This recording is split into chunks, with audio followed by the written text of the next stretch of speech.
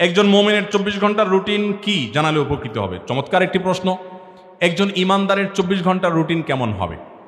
ইমানদার ভোরে ফজরের ওয়াক্ত হলে, আজান হলে ঘুম থেকে উঠে অজু করে সুন্দর করে, পুরুষ হলে জামাতের সাথে গিয়ে, মহিলা হলে বাসায় নামাজ পড়বেন খুব ধীরস্থিরতার সাথে, সুন্দর সাথে। এরপরে ফজর নামাজের পর তিনি সকাল সন্ধ্যার দোয়াগুলো ফজর নামাজের পর অথবা আগে সময় থাকলে আগে সকালের দোয়াগুলো, সকাল সন্ধ্যার দোয়াগুলো পাঠ করবেন। সুযোগ থাকলে সূর্য ওঠার 15-20 মিনিট পর 2 রাকাত ইশরাক পড়বেন। এরপর তার কাজে কামে তিনি বের হয়ে যাবেন। সকালে ঘুমানোটা এটা আমাদের জন্য স্বাস্থ্যগত দিক থেকে উপকারী বিষয় নয়, আর কোরআন হাদিসের দৃষ্টিতে প্রশংসনীয় কোনো বিষয় নয়।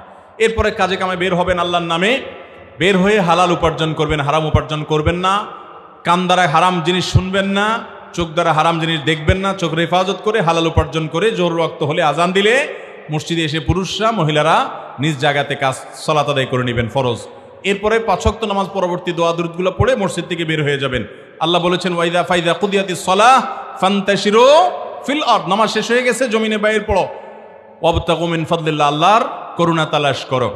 এরপরে যে আপনি আবার জোহর পর্যন্ত প্রয়োজন হলে উপার্জন করবেন, প্রয়োজন না থাকলে বাসায় ফিরে আসবেন। এবং দুপুরে কায়রুলা করা সুন্নাহ, সেই কায়রুলা আপনি শেষ করলেন, জোহর পড়লেন, এরপরে আপনি দুপুরের পর আবার কাজকাম করলেন, আবার আসর ওয়াক্ত আদায় করলেন। আসর টু মাগরিব সকাল সন্ধ্যার দোয়াগুলো পড়েন, না হলে মাগরিব পরে পড়েন। মাগরিবের সালাত পড়ে এশার আগে আগে খেয়ে ফেলেন। এটা একটা গুরুত্বপূর্ণ ব্যাপার। খানা, রাতের খানা কখন খাওয়া উত্তম?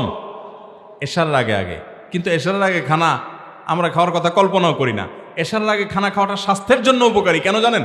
কারণ আপনি খানা খেয়ে ফেলছেন, এরপরে আপনি এশার নামাজ পড়বেন, আপনার এক্সারসাইজ হয়ে যাবে, এগুলো ডাইজেস্ট হয়ে যাবে, এরপর আপনি বিছানা চলে যাবেন, আপনার জন্য স্বাস্থ্যগত দিক থেকে উপকার হবে। আমরা কি করি? এশার নামাজ পড়ে যে ভূতের মতো টেলিভিশনের সামনে রিমোট নিয়ে বসি, আধা ঘন্টা, 1 ঘন্টা, 2 ঘন্টা টক শো, মিষ্টি শো, নাটক, সিনেমা, আউল ফাউল এসব করে টোরে এরপরে কয়টা খায় দপ করে আমরা শুয়ে পড়ি বিছানায়। সব আমরা স্থূল হয়ে যাচ্ছি। এটা স্বাস্থ্যের জন্য ভালো কিছু না।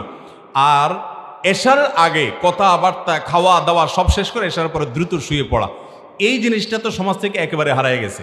আমি নিজেও আমল করতে পারি না পুরোপুরি, তারপর আলহামদুলিল্লাহ আমার বাসায় মাহফিলের মৌসুমের বাইরে আমরা চেষ্টা করি 10টা থেকে 11টার ভিতরে যে কোনো মূল্যে শুয়ে পড়ার। আমাদের সমাজে আজকাল 12টা 1টা না বাজলে আমাদের ঘুম হয় না।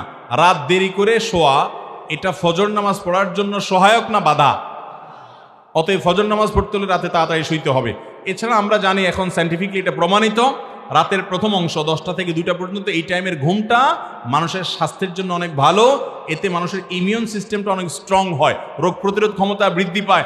করোনা যখন আসছে কত কিছু যে আমরা শিখছি, কিন্তু এটা শিখি নেই যে এই সুন্নাত নবী সাল্লাল্লাহু আলাইহি ওয়াসাল্লাম বহু আগে শিখিয়ে দিয়ে গেছে। অতএব আমরা এই সুন্নাত সম্মত লাইফস্টাইল গড়ে তুলবো তো ইনশাআল্লাহ। আল্লাহ তাআলা আমাদেরকে তৌফিক দান করুন।